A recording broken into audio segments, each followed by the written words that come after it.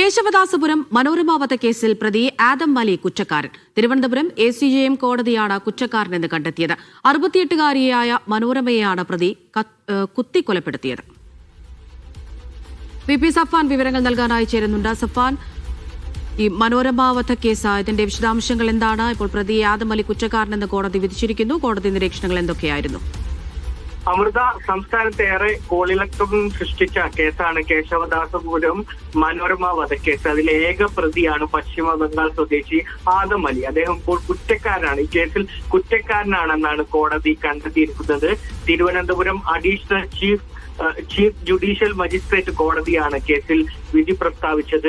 മോഷണ ശ്രമത്തിനിടെ 68 വയസ്സുള്ള മനോരമയെ ക്രൂരമായി കൊലപ്പെടുത്തിയെന്ന് കോടതി കണ്ടെത്തുകയായിരുന്നു. കൊലപാതകം, മോഷണം, തെളിവ് നശിപ്പിക്കൽ തുടങ്ങിയ കുറ്റങ്ങളാണ് പ്രതിക്കെതിരെ തെളിഞ്ഞത്. മനോരമയുടെ കഴുത്തിൽ കത്തി കുത്തിയിറക്കിയാണ് ആദം അലി കൊലപ്പെടുത്തിയതെന്നാണ് കോടതിയുടെ കണ്ടെത്തൽ. കൊലപാതകത്തിന് ശേഷം മൃതദേഹം കിണറ്റിൽ താഴ്ത്തുകയായിരുന്നു. 2022 ഓഗസ്റ്റ് 6-നാണ് മനോരമയെ വീട്ടിൽ നിന്ന് കാണാതാവുന്നത്. പിറ്റേന്ന് വീടിന്റെ സമീപത്ത് നിന്നാണ് മൃതദേഹം കണ്ടെത്തുന്നത്. CCTV ദൃശ്യങ്ങൾ അടക്കം കേന്ദ്രീകരിച്ച് പോലീസ് നടത്തിയ അന്വേഷണമാണ് ഈ കേസിൽ നിർണായകമാവുകയും ഈ പ്രതിയിലേക്ക് അന്വേഷണം എത്തുകയും ചെയ്യുന്നത്.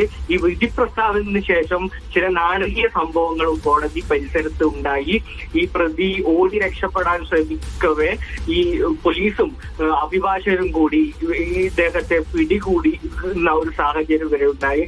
നേരത്തെ സൂചിപ്പിച്ചതുപോലെ സംസ്ഥാനത്ത് ഏറെ കോളിളക്കം സൃഷ്ടിച്ച കേസിലാണ് ഇപ്പോൾ പ്രതിയെ കുറ്റക്കാരനാണെന്ന് കോടതി കണ്ടെത്തിയിരിക്കുന്നത്. ഇതിൽ വിധി അടുത്ത ദിവസങ്ങളിൽ തന്നെ ഉണ്ടാകുമെന്നാണ് അറിയാൻ കഴിയുന്നത്. അമൃത. ശരി സഫാൻ.